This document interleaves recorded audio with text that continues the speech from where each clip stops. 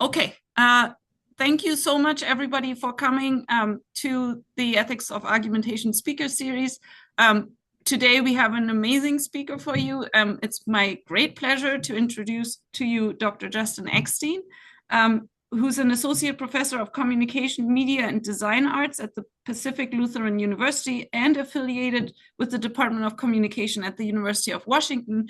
And he does amazing work about multimodal argumentation, specifically argumentation with sound and communication with sound, which is really fascinating. And I am so happy that he's here to give a talk to us on that very topic. He's going to talk to us about sound tactics in the March for Our Lives. Take it away, Justin. Well, thank you for that very generous introduction. I really appreciate the opportunity to come talk to you all. Before I get started, I want to say that this is sort of an amalgamation of the book, and then I have a number of other articles about March for Our Lives, and I'm trying to bring them all together into conversation in this talk. So without further ado, I will get, and I have about 45 minutes. Yeah, okay. I'll get started. On February 14th, 2018, trap students at Marjorie Stoneman Douglas High School pulled out their phones during an active shooting and began recording. Within hours, the American public was experiencing a school shooting in a way that we never had before. Not through sanitized aerial shots and official press releases, but through shaky first-person footage, through screams and gunshots echoing in real time, through the visceral horror of students hiding and documenting their own potential deaths. 3 days later, survivor X Gonzalez stood before a crowd in Fort Lauderdale and declared, "We call BS." That speech went viral immediately. 6 weeks after that, at the March for Our Lives rally in Washington, D.C., they stood before 180,000 people and did something extraordinary. They held them in complete silence for 4 minutes and 26 seconds, making them feel the temporal agony of waiting, not knowing, and dreading. Something shifted, not just in what was said about guns, but who had standing to say it. What I want to argue is we witnessed something theoretically significant at Parkland, something that helps us understand how movements operating from positions of constraint can leverage sound to constitute collective agency and make demands that institutions cannot ignore. My central claim is that X Gonzalez and other survivors constituted, quote, the Parkland Kid as what I call a sound body, an unseen collective agent whose presence was felt everywhere, and then deployed a sophisticated sound tactic called a cutout to make their demands viscerally compelling. First, why is it not moving? Let me define some of my terms that will structure some of the conversation to follow. First is as acousmatics. This concept comes from composer Pierre Schaeffer, and it begins with the deceptively simple situation, hearing a sound without seeing what produced it. Schaeffer drew inspiration from the legend of Pythagoras in that he taught from behind a curtain so his students would attend only to the sound of his voice rather than the distraction of his body or any gestures. Deprived of visual cues, the students had to develop a new vocabulary for describing what they heard, a practice that Schaeffer formalized as acousmatic listening. In this approach, we deliberately separate sound from its source so it can be repeated, treating what we hear as an object in its own right rather than a trace of something else. The acousmatic describe how all media work. Every film clip, meme, or voice note is a signal detached from its origin, which we constantly reattach through imagination, inference, and cultural context. The second concept is a sound body. A sound body is an unseen agent, a presence that transcends the limitations of a visible physical body. It's not constrained by spatial or temporal boundaries. Think of how we might attribute agency to the rustling wind at night, or how a voiceover in a film makes us imagine a body even when we can't see the speaker. When we hear sound without seeing its source, our minds automatically populate the void. We attribute intention, agency, and even character to that unseen presence. Because sound bodies remain unseen while making their presence felt, they possess what we might call panoptic power. They can be seen everywhere at once without being locatable anywhere specifically. Like the ideal observer in Bentham's panopticon who can see without being seen, sound bodies wield extraordinary power precisely through their spatial ambiguity. This omnipresence, this capacity to exist beyond the public's gaze while still exerting force, gives sound bodies a kind of power that is visible, locatable, visible, locatable bodies cannot possess. Institutions can arrest an individual protester, but how do you arrest a sound body that's everywhere and nowhere at once? Finally, is the concept of a sound tactic. And this means a sound, and by which I mean I'm using it as an adjective to mean wise or judicious use of sound. And by sound here, talking about the experience of listening or acousmatics. For those suffering a power deficit. My argument that I make is that sound tactics leverage the specific affordance of a sound as a medium. By affordances, I mean the inherent properties or quality of sound that enable certain actions or effects to exist. These are things sounds can do.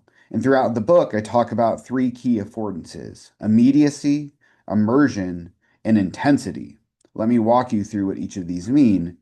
Immediacy creates a shared experience of the now, and it generates a sense of urgency. It's the felt demand something must happen immediately. It comes from sound's attack and release in the way it structures our sense of what is right timing. Intensity saturates space with force. It creates pressure that demands attention, compels response, and forces confrontation. Think of a loud sound and the way it snaps your body into action. Finally, is immersion, which envelops listeners in a shared field and it produces things like proximity. It gives a sense of nearness or farness, and it echolocates us in space. Finally, I want to talk about the difference between tactic as opposed to strategy, because this distinction is crucial for understanding groups operating from a position of constraint. Michael de Certeau distinguishes strategy for tactic based on unequal power relations. A strategy comes from a position of, quote, will and power. It's what institutions with resources, stability, and authority deploy. Strategy assumes, quote, a base where you can capitalize on advantages, prepare expansions, and secure independence with respect to circumstance, end quote. You can plan, you can wait, you can accumulate resources. A tactic, by contrast, quote, has at its disposal no base, and you must constantly manipulate events to turn them into opportunities, end quote. Tactics are what you use when you lack institutional authority, when you can't rely on established channels, when you must seize fleeting moments because you have no guarantee of future opportunity. Tactics involve significant risks precisely because you already operate at a power deficit. When your opponent has more power, you look for ways to harness circumstances to your advantage. When groups deploy tactics from these positions of constraint, they often take the form of demands. A demand, as I'll talk about more later, is a speech act that asserts an obligation to accede by staking a claim to normative authority. It does this through A, demonstrating normal channels have failed, and B, that they have moral justification for breaking the rules. As Beth Innocenti says, right makes might. As I will argue, the Parkland students deployed sound tactics. They couldn't wait for legislative processes. They couldn't rely on adults to protect them. They had to seize the moment and use sound to pressure institutions with far more power. This is a tactical action, opportunistic, risky, operating under constraint, and requiring practical judgment about how to leverage what you have, in this case, sound, against what you face, in this case, intransient gun politics. The sequence for today that I'll be tracing is looking at how Snapchat ruptured the traditional sensorium of school shootings, creating raw sensory material that demanded rhetorical elaboration. Second, I'll look at Gonzalez's "we call BS" speech and demonstrate how it was a rupture that constituted the Parkland kid as a sound body, linking scattered snaps to a collective agent withstanding to make a demand. And third, how they, Gonzalez, deployed the cutout as a sound tactic at March for Our Lives to make audience feel what they felt, creating visceral urgency. But before I can expand on how sound bodies get constituted, I need to establish how Americans traditionally sense school shootings, the sensory apparatus that determines which agents become perceivable and which perspectives become available. So, School shootings are not new. We have them dating back to the 1800s. But the modern narrative of the school shooting was established on April 20th, 1999, with the Columbine High School shooting in Littleton, Colorado. We know the shooting narrative well. Aerial shots from helicopters hovering above school buildings, parking lots filled with emergency vehicles, their lights flashing, reunification scenes with students running hands up, candlelight vigils with mourners holding photos, memorial displays, the shooter's mugshot. Now, there's also what you don't hear or see, the actual violence. The school building functions as a black box that occludes the public's gaze and muffles the sounds of carnage. The ensuing debate pits gun rights activists against gun control activists on the best way to protect schools. The National Rifle Association seeks to harden schools by adding guns, while gun control advocates wish to demilitarize schools by removing them. School and student become synonymous as scenery for the unfolding drama, supplying the debate with an urgency to protect innocence. The students appear as evidence that something terrible has happened to them. This is the most apparent in the headlines used to describe the event. Students are constantly rendered passive. Quote, students were shot. Quote, 17 lives were lost. Quote, children fell victim to gun violence. The sensory grammatical arrangement directly shapes the available topoi for argumentation. When students are scenic elements in a bloodless spectacle viewed from above and afar, the debate naturally centers on protecting them. The question becomes one of governance and policy, more or fewer guns. The debate is about students, but not with students. February 14, 2018, 2:19 p.m., a school shooting started. As it unfolded, students pulled out their phones and they opened Snapchat and they record. Marshall McLuhan argues that technologies extend and amputate our senses. They reconfigure our sensory ratios, changing not just what we perceive, but how we perceive. Snapchat represents such an extension. Mobile, networked, immediate audiovisual captured and bypasses traditional media gatekeepers. It created audiovisual fragments that propel across the networked public screen. I do not want to glamorize the details of the event, but I do want to look at a representative anecdote. One student, Matt Walker, captured crews approaching while hiding in a classroom. Scrolled across the bottom of his video is, quote, our fucking school is getting shot up. If you were to watch the snap, you might notice shaky camera angles as hands tremble, students cowering under desks, screams, gasps, and footsteps, and most significantly, bullets echoing through the hall. The last sonic element deserves more emphasis. The Doppler effect of gunshots indicate proximity and movement, each shot becoming louder as Cruz approaches a classroom, then receding as he moves down the hall. Also, another consideration is the way that these snaps circulate. Snapchat in the past was a one-to-one medium, although at this time they recently introduced something called Snap Maps, a crowdsourced algorithmic heat map that tracks frequency, location, and density to identify emerging stories.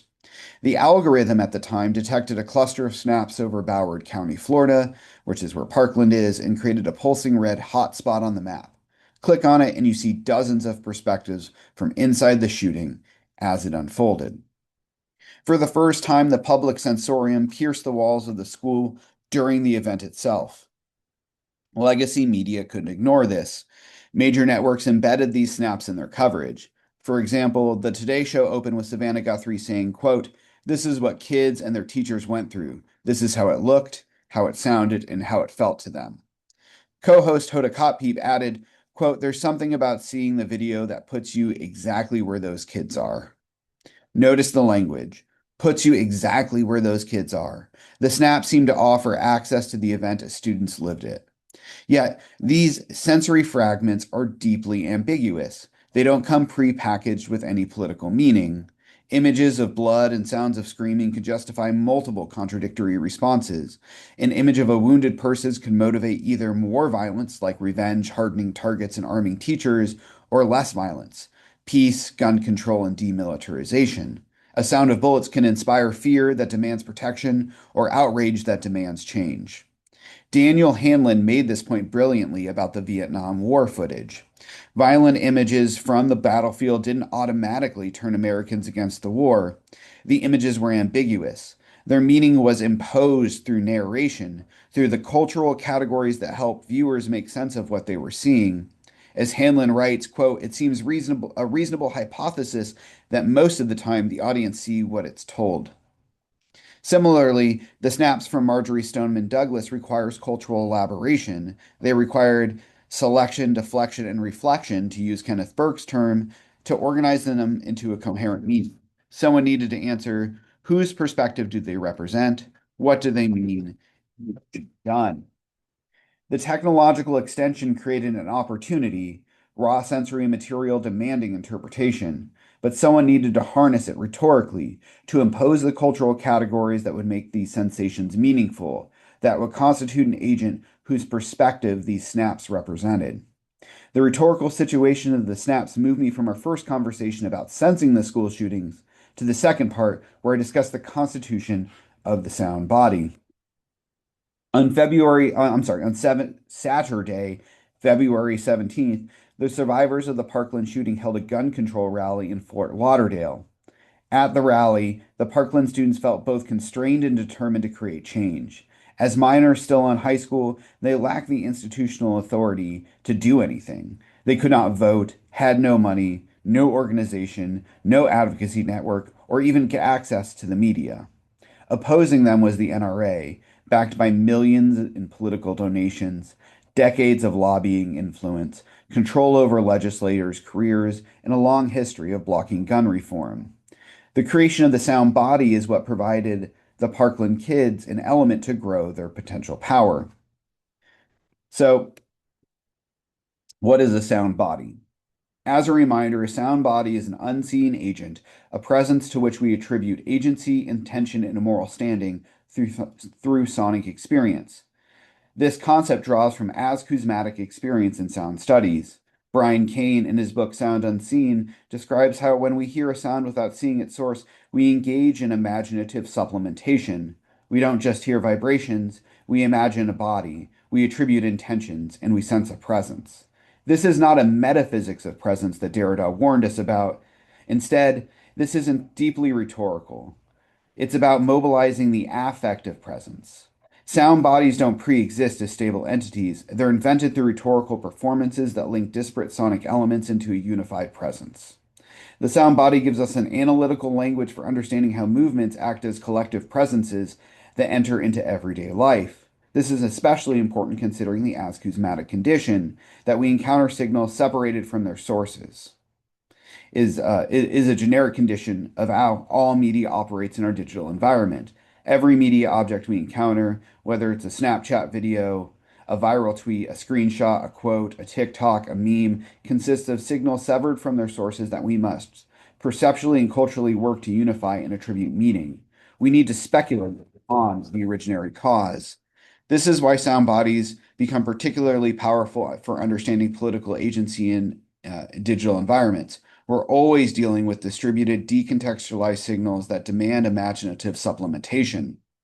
The snaps from MSD are a perfect example. Shaky videos posted by individual students, algorithmically aggregated by Snap Maps, embedded by news networks, screenshot and shared on Twitter, discussed on Reddit, and referenced in speeches. Each iteration severs a signal further from its original source.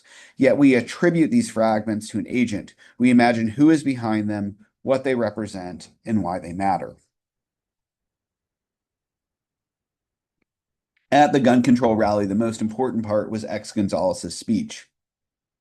In the speech, Gonzalez frames the entire gun debate generationally, positioning students versus adults rather than Democrats versus Republicans.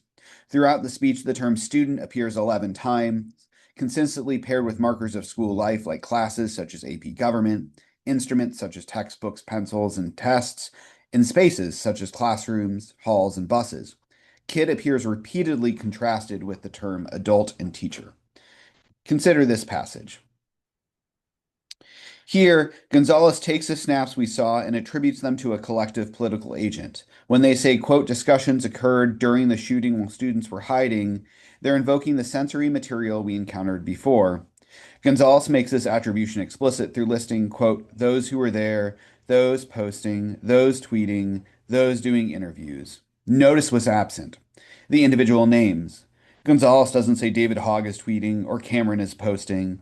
Instead, the plural demonstrative those creates a collective category while pointing to an observable distributed actions. Just as we hear a crowd's roar and imagine, quote, the crowd as a unified presence, Gonzalez organized scattered acts across distributed networks into a unified body, students as political actors withstanding to demand.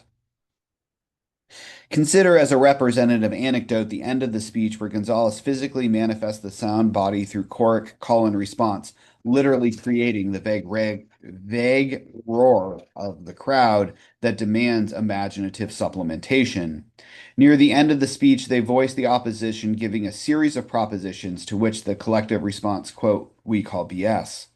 By the second iteration, hundreds of voices join, quote, we call BS. The call and response forges the Parkland Kids' identity through embodied participation. When hundreds of voices merge into We Call BS, we don't hear individual speakers. We hear a collective agent, a unified roar whose source transcends any specific person. Once the identity was constituted, it made a demand. According to Beth Anasanti, a demand is a speech act that signals the speaker no longer trusts the addressee to do the right thing through normal channels.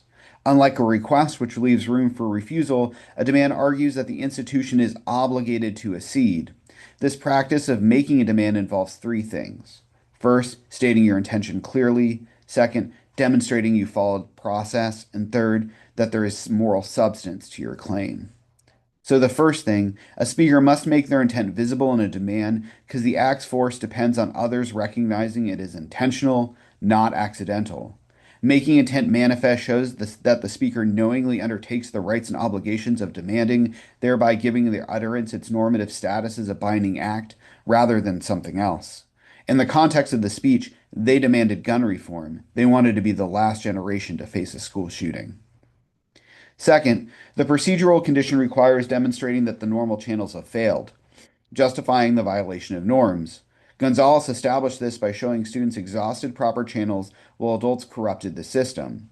They tried reporting Cruz, quote, time and time again. Since he was in middle school, it was no surprise to anyone who knew him to hear that he was the shooter, end quote. Perhaps the greatest indictment is the political process. Throughout the speech, Gonzalez makes the argument that the government is very corrupt. For instance, when they hypothesize a potential meeting with Trump, they say, quote, I'm going to ask him how much money he received from the National Rifle Association, end quote. In other words, we can't trust the process because the NRA purchased it. Third, the substantive condition requires arguing right makes might, occupying the moral high ground. The generational frame does this by showing that adults violated their fundamental duty of care. In parent-child relationships, parents must protect children. Adults fail to do this catastrophically and repeatedly. Gonzalez crystallizes the violation. Quote, when adults tell me I have the right to own a gun, all I can hear is my right to own a gun outweighs your student's right to live. All I hear is mine, mine, mine, mine. Notice how adults prioritize their rights while, quote, your student pays with their life. The progressive your interpolates the audience into responsibility. The speech lasted less than 12 minutes, but within the hour of its conclusion, it had been uploaded online and had garnered over 100,000 views. By the next day, it was everywhere, embedded in news coverage, shared across social media platforms, analyzed by commentators. Gonzalez's became a synecdoche for the Parkland Kid, a part standing in for the invisible whole. After the speech, the Parkland students became part of a broader sound body that resonated across the public sphere. The body became a salient part of everyday life. David Hogg became a regular presence on CNN and MSNBC. Ex Gonzalez appeared on Ellen and graced the cover of Time. Students confronted Senator Marco Rubio on CNN. Through Twitter and other platforms, they extended their reach, transforming individual voices into a collective and persistent public presence. Despite having no physical location, the Parkland Kid exists as a sound body, everywhere and nowhere, felt but unseen, demanding accountability. School shootings typically generate intense media coverage for 48 to 72 hours, but the sound body of the Parkland Kid persisted in the public discourse for 6 weeks. This gained saturation at the March for Our Lives. On March 24th, 2018, the Parkland kids had mobilized the largest single day protest in U.S. history. The event featured celebrity performances from Ariana Grande and Lin-Manuel Miranda, speeches from survivors and other youth activists, and it had a party-like atmosphere with voter registration drives and live coverage across network television and cable news. Gonzalez was the last speaker and was concerned about the distance between the shooting and the potential that it would just become another part of the status quo. What they wanted to do was bring everyone back to the event itself. Gonzalez needed to collapse the 6 week gap to make February 14th immediate. The cutout, as I'll talk about, used immediacy to make the crisis present and immediate, which made urgent action the only morally acceptable response. So I want to return to my sound tactic definitional framework. Before analyzing our March for Lives event, let me clarify something. Or I'm sorry. Yeah. Sound tactic is, like I said before, a sound, which I mean judicious use of sound, by which I mean a noun or acoustic phenomenon, in the act of demanding. It involves an agent under constraint using practical judgment to deploy sonic resources to pressure an institution to accede. The cutouts exploit sound's unique capacity to shape how times feels, or what I call immediacy. So let's talk about immediacy. Sound is inherently temporal. Michael Sheon, working in the acousmatic tradition, gives us a precise language for understanding how sound shapes the experience of duration. He argues we actively anticipate when sounds will end, and this anticipation modulates our felt experience of duration, the phenomenological how long versus the chronological how many minutes. Xian gives a thought experiment to illustrate his point. Imagine a single piano note played normally, struck clearly, then fading gradually towards silence. You know what to expect. The intensity will decrease until it becomes inaudible. Your attention may wander because the trajectory is predictable. You might mentally move on before it even fully ends, already anticipating what comes next. The duration feels normal, maybe even short relative to clock time. But if you flip it, it will seem much longer. Xian writes, quote, the same sound inverted, which takes the form of a slow building intensity and disappears as soon as that intensity reaches its maximum, will be listened to much more actively and continuously, and so it will seem longer. The inverted note feels much longer than the normal note, even though objectively they're identical on clock time. Why? Because anticipation without satisfaction elongates felt time. When you can't predict the end, you're trapped in the present moment, unable to mentally move forward. Every second stretches because you're actively listening, waiting, and anticipating relief that may never come. Xian explains why we fear this building intensity, because it might, quote, grow indefinitely, covering up all other sounds, invading us, submerging us, and disarming us, all preventing us not only from hearing, but also from making ourselves heard, end quote. The inability to anticipate resolution traps us in extended immediacy, and this extension creates the urgent desire for suffering to end. In the context of immediacy, a temporal form that uses it is something called the cutout. So, simply defined, a cutout is suspended time that holds the listener in anticipation. It works through three parts. First, the building up of expectation, then dramatically breaking it, and then finally releasing it. Think of it like a musical structure. You need the melody to establish the pattern, then a sudden drop or pause that violates those expectations, and then a return to the normal pattern to resolve the tension. All three parts work together to create the cutout's rhetorical power.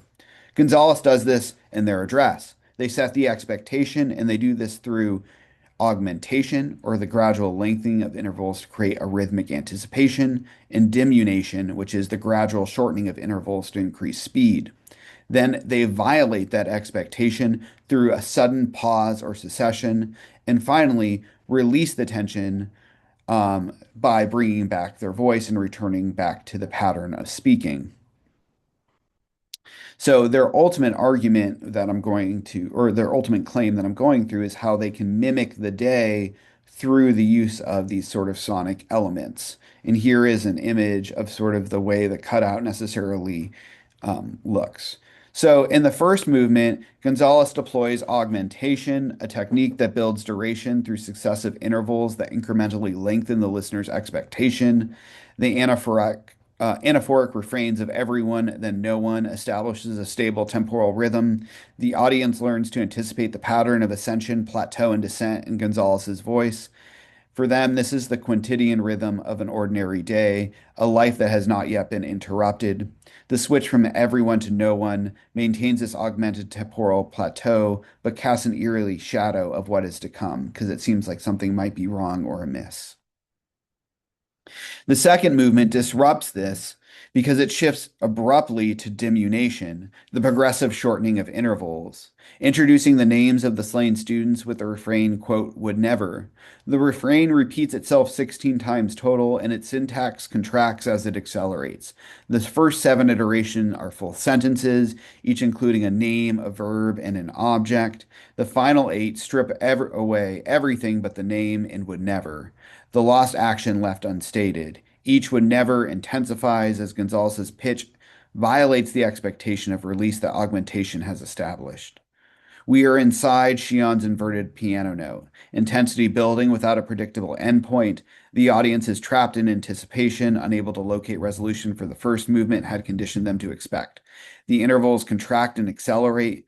Where the first movement placed the audience in the steady duration of the day, the second movement places them in the dread of the shooting. Then silence. 4 minutes and 26 seconds. Gonzalez stands motionless. Some in the crowd attempt to fill the void, with awkward applause, a chant of never again that briefly swells before fading when Gonzalez offers no acknowledgement. This is an extreme violation of the expectation that leaves the audience suspended in precisely the phenomenological condition the Parkland students experienced when the co-red was called. They don't know what's happening and they're filled with dread. After the timer beeps, Gonzalez names the condition explicitly. Quote, since the time that I came out here, it has been 6 minutes and 20 seconds. The shooter has ceased shooting, and will soon abandon his rifle, blend in with the students as they escape and walk free for an hour before arrest. The silence was the shooting, measured to the second. The claim, quote, you should act now before it's too late, gains its weight from the audience having lived through the temporal experience in which too late had a specific felt meaning. Gonzalez makes this move explicit. The cutout helps you experience not metaphorically, but literally what hiding felt like. The warden licenses the move from the experience of the cutout to the injunction to act is a kinesthetic recognition, the embodied understanding produced through the audience's inhabitation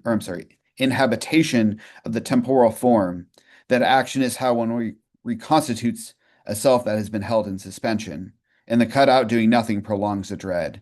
The only resolution comes from action.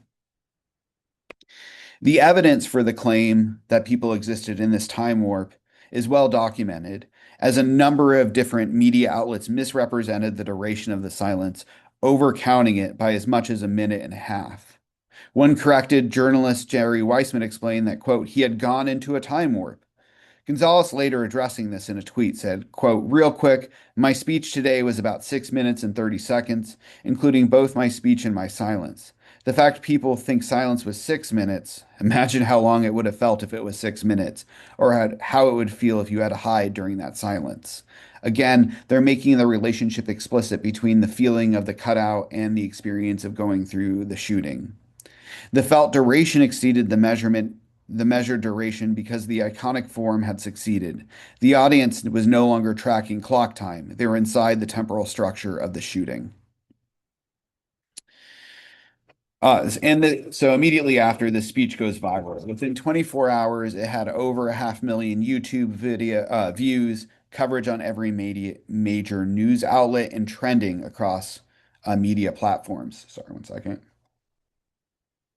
Headlines declared it, quote, the most powerful moment from March for Our Lives, quote, the loudest silence in the history of U.S. social protest, quote, a powerful protest that will crush you, quote, an incredible, chilling moment. Oh, sorry, y'all. I guess I'm missing a slide. After March for Our Lives, dozens of photographs during the silence entered the stock image economy through agencies like Getty. The mechanism of stock photography licensing means the image proliferated widely across print publications as well as digital media. The image became shorthand for the entire cutout experience. When you saw Gonzalez standing in silence, if you knew the context, you heard the silence. What I'll say is this is the image. I thought I had one that was just the image before introducing it with some headlines. Getty's iconic image of Gonzalez continued to circulate when journalists needed to illustrate stories about gun violence, youth activism, or the ongoing debate.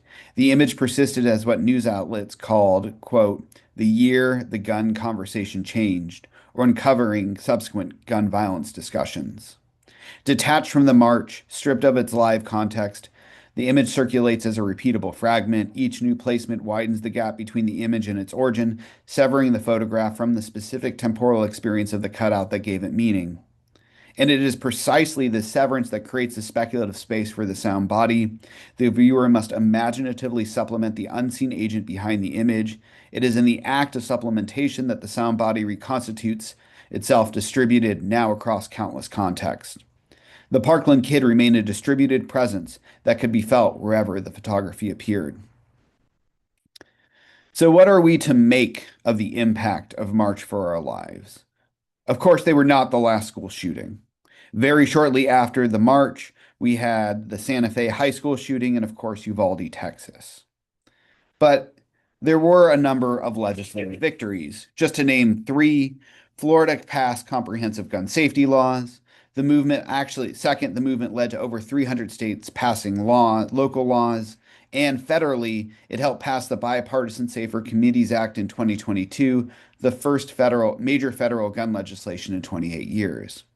Beyond the concrete legislative victories, the Parkland Kid fundamentally transformed the terms of the debate itself. Before Parkland, the gun debate seemed stuck in a binary frame of gun rights versus gun control, but the Parkland Kid, as a sound body, fundamentally reframed the question. It shifted from how do we protect students, treating them as objects needing protection, to what do students demand, treating students as stakeholders with standing to make claims.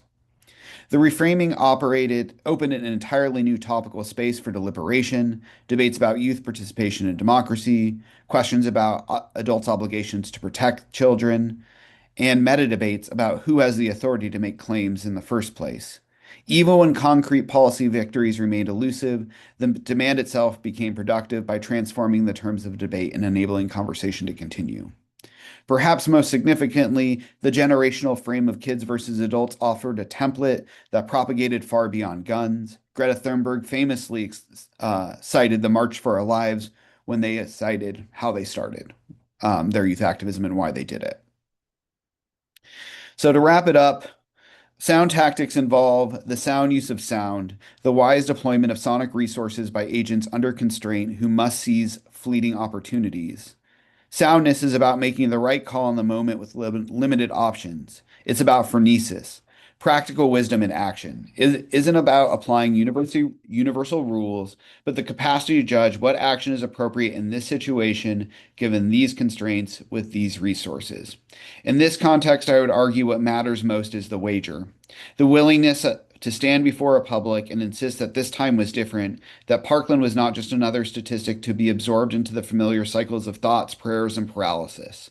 The ethical substance of the subject emerges through the act of professing that conviction openly in the face of every structural force, media cycles, partisan gridlock, NRA pressure, pulling towards the conclusion that nothing had happened. Alian Badu explains the ethical substance of the wager lies precisely in this uncertainty. The event is always ambiguous, always subject to change, and that is more than just some partisan noise. And the subject holds together through the convictions to see the out. On this framework, Gonzalez's the wager Gonzalez made was conspicuously public and conspicuously costly. They declared against a well-organized political media apparatus whose interest lay in normalizing Parkland as yet another data point frozen in debate. But Gonzalez seized upon a fleeting window and created visceral urgency. They understood that students possessed a unique moral authority and as survivors, a unique moral authority as survivors, and dragged audiences through the dread of waiting the unknown through the cutout. So I think it's reasonably sound. The Parkland student, in short, use sound to one, constitute a sound body. Again, this is the Parkland Kid as a collective moral agent that is able to make claims, Second, deploy a specific sound tactic, the cutout, which is the temporal manipulation creating sheer dread. And finally, shift the deliberative space from protecting students to heeding student demand. They changed not just what arguments were available, but who had standing to make it. They changed not just what was said, but how time itself could be weaponized. They changed not just gun policy debates, but the cultural categories around youth, agency, and moral authority. Thank you for listening.